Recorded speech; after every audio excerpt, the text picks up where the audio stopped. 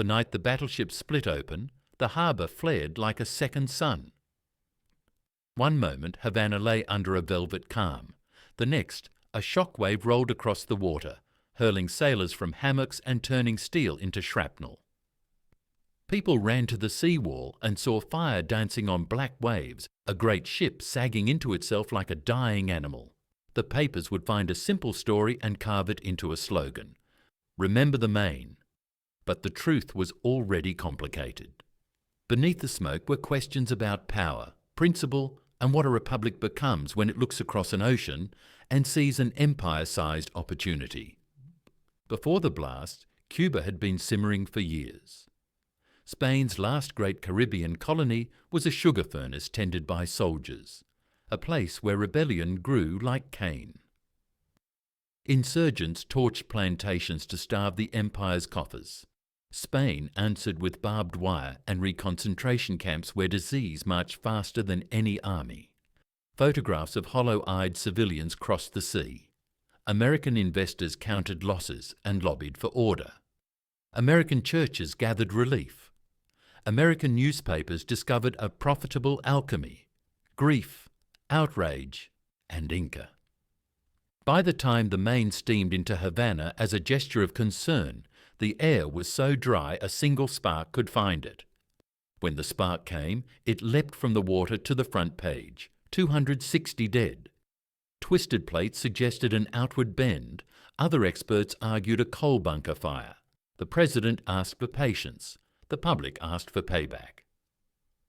In Congress, high words were followed by a moral flourish, the Teller Amendment, promising that the United States sought Cuba's freedom, not Cuba's annexation.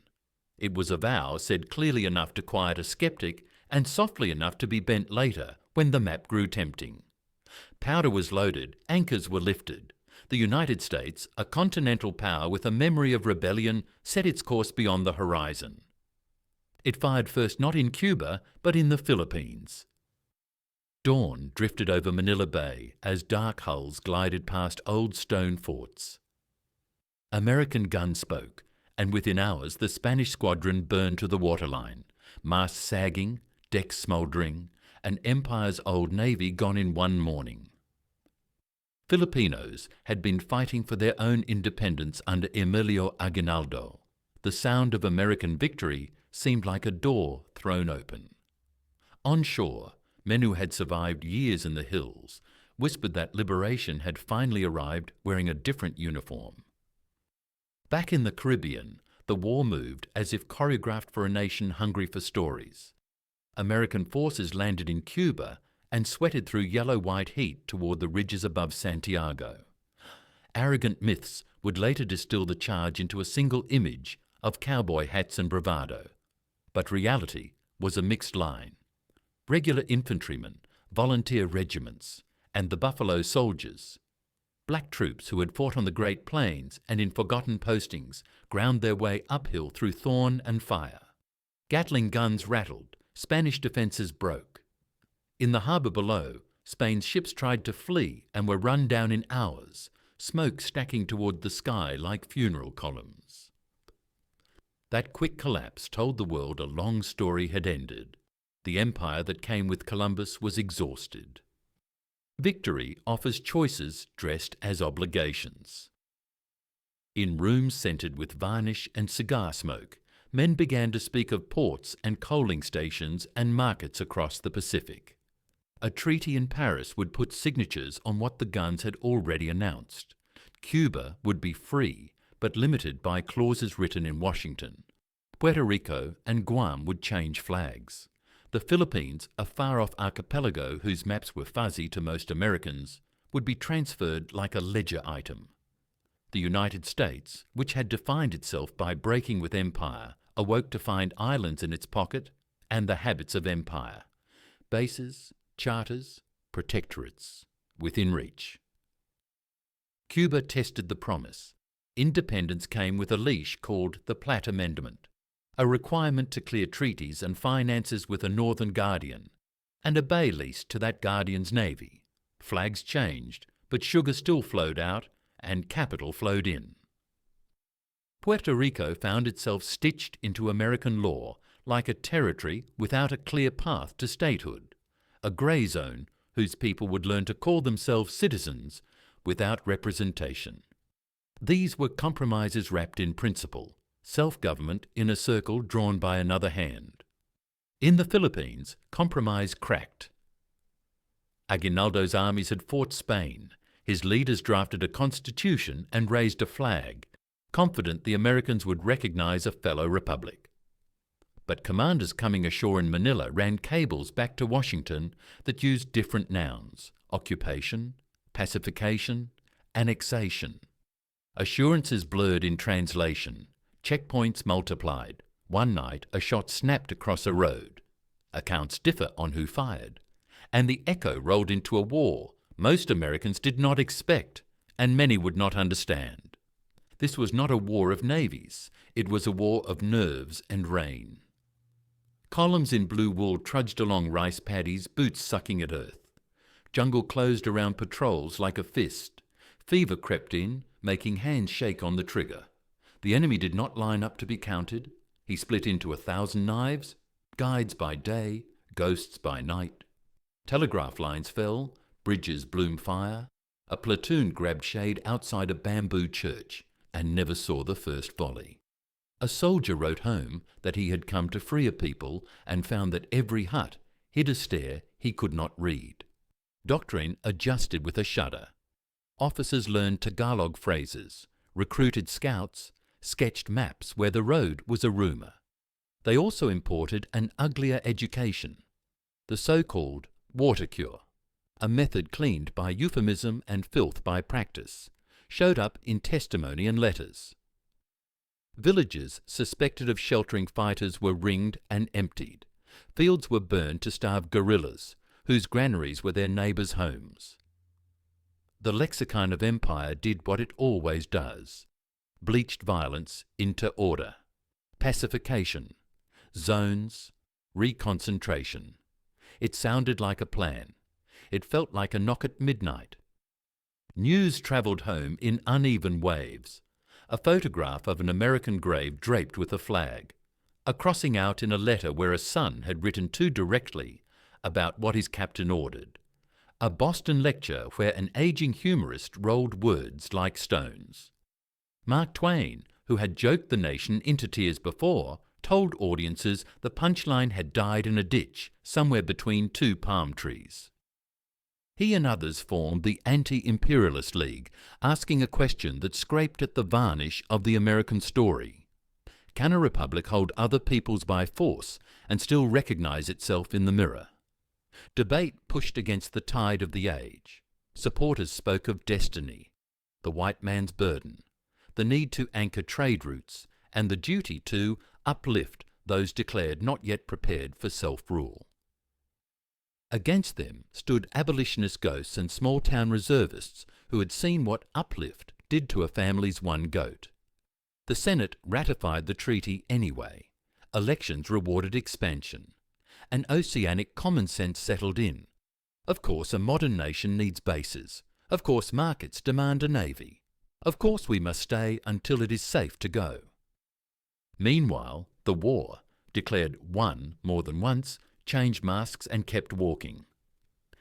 In some provinces, American administrators cut ribbons on schools and clinics, trained constabulary forces, and tried to knit an economy onto a new frame. In others, a dawn bell meant a patrol coming and a dust cough meant a whispered meeting under a ceiba tree. The guerrilla war cracked into spikes of horror. In Balangiga, men disguised as mourners carried bolo knives inside coffins and stormed a garrison at first light. The reprisal for Samar made the island a byword for wrath. On Mindanao, a separate struggle burned, complicated by faith and geography, a fire that would refuse for decades to go out. By 1902, Washington wrote peace on paper. Rifles did not stop barking in the dark. They seldom do when a promise has been broken and remembered. The casualty sheets were ink. The true cost walked off into private grief. A generation of Filipino leaders went to American-run schools, laboured in American courts and memorised American civics texts that hymned consent of the governed, and then went home to towns where their consent still had to be negotiated with a man in a khaki coat. Independence would arrive, but on a calendar set by storms on the other side of the world. What did America gain?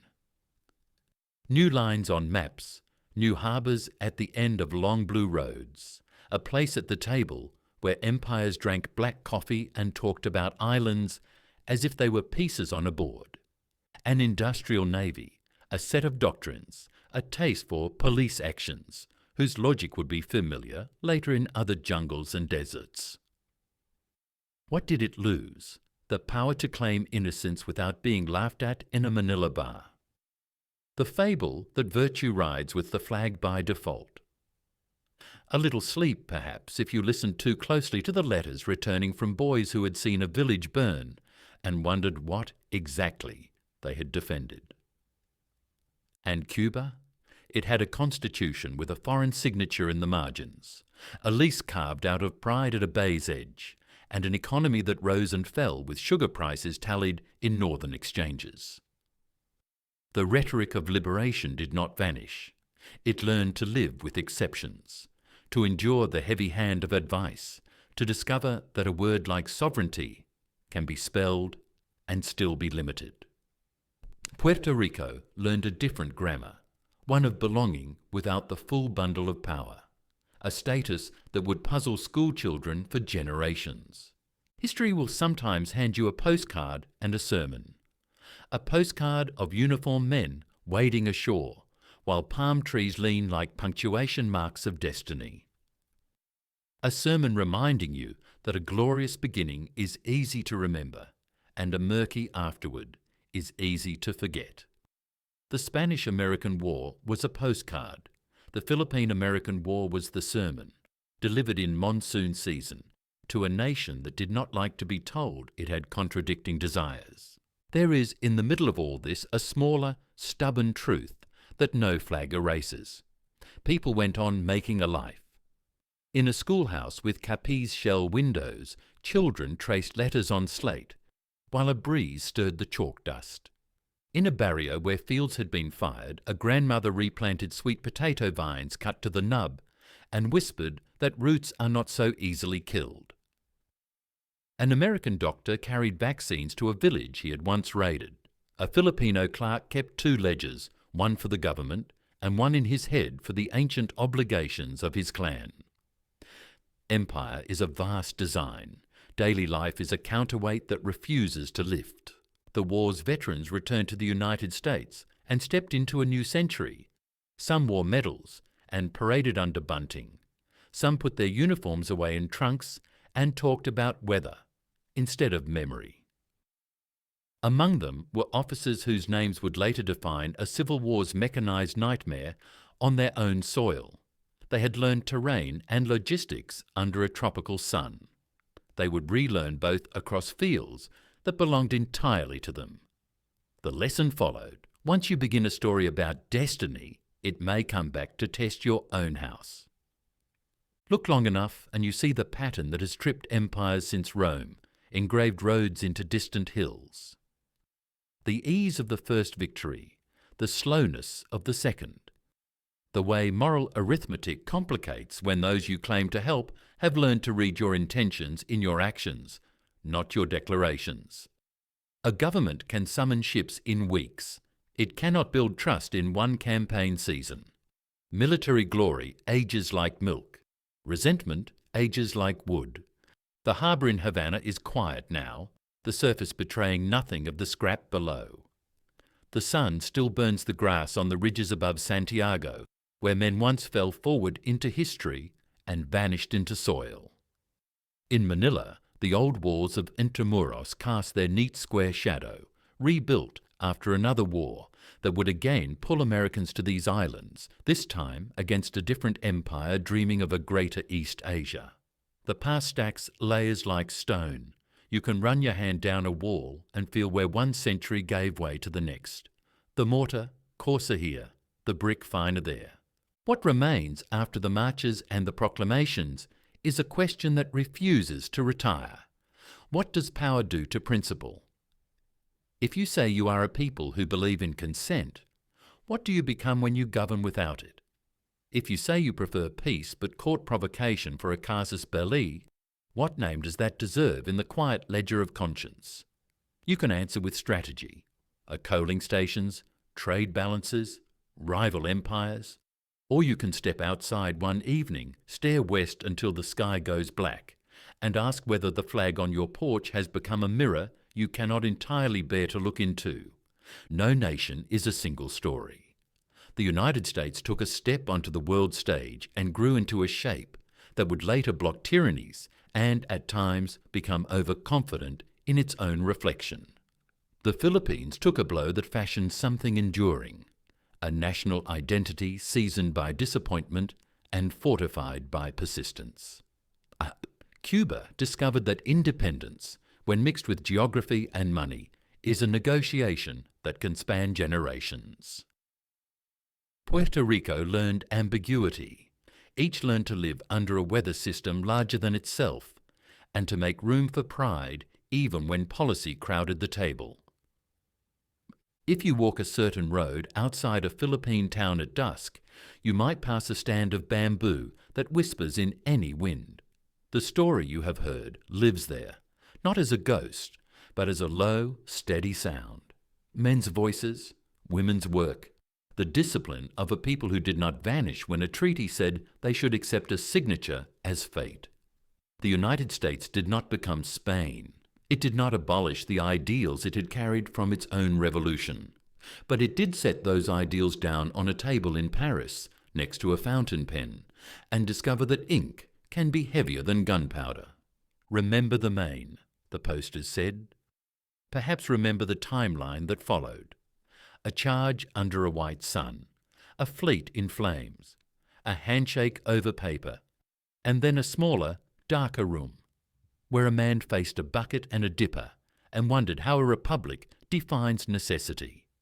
Remember, too, the classroom under a thatch roof, the nurse's hand, the truce signed at the mouth of a valley, the long patience of people who keep building even when governments break their promises. Memory is not accusation.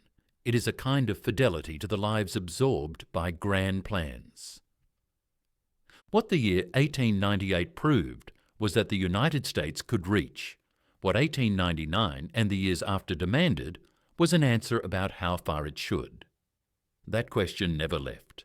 It sailed with convoys into future wars, sat in Senate hearing rooms, argued with itself in editorials, marched with protesters, and paused on military bases where departures are counted by dawning flights. If you can hear it beneath the brass of a parade, you are paying the right kind of attention. The harbour that slept through the second sunrise sleeps again. Another ship nuzzles its mooring. Another city counts itself safe for one more night. Somewhere a teacher writes a word on a board. Liberty. Somewhere a veteran wakes before dawn, pours coffee, and watches the sky turn from charcoal to ash to pale blue. Somewhere a flag stirs on a pole and squares its corners in a wind that cares nothing for borders. The past speaks softly under ordinary sounds, but it speaks. The only way to silence it is to forget, and forgetting is just history's way of repeating a lesson we already paid for. You can call the war a splendid little beginning or a long moral middle. You can number the dead or chart the shipping routes. You can say that history always bends toward better, or that it spirals between ambitions and regrets. What you cannot do, what no nation can do, is pretend that choices made on distant shores do not wash back onto your own. The Spanish-American War drew a line under an old empire. The Philippine-American War drew a line under America's innocence. Both lines still show if you hold the map up to the light and look for the scars. If there is a lesson worth carrying forward, it is this: a flag is not a promise by itself. It is cloth cut to symbolize a promise people must renew with restraint, with honesty, with a willingness to admit that victory is louder than responsibility, but shorter lived.